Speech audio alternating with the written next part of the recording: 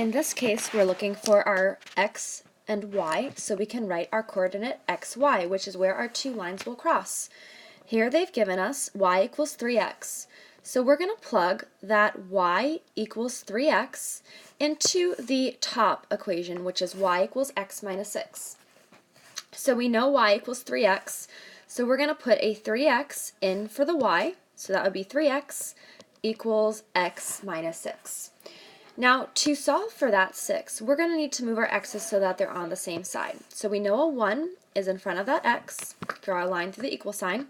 It's positive, so to move that to the left, we would subtract 1x from each side.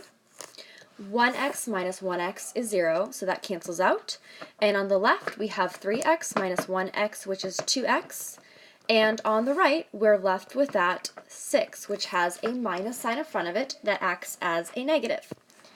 Our last step to get that x by itself is to divide each side by 2, and we would end up with x equals negative 3. So we have our x coordinate. Our last step is to plug in our x into y equals 3 times x so we can find our y coordinate. We know y equals 3 times x, so that would be y equals 3 times negative 3, because x is negative 3. And that would just give us y equals 3 times negative 3, which is negative 9.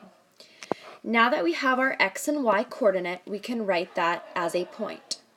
X is negative 3, y is negative 9, and that is where our two lines would cross.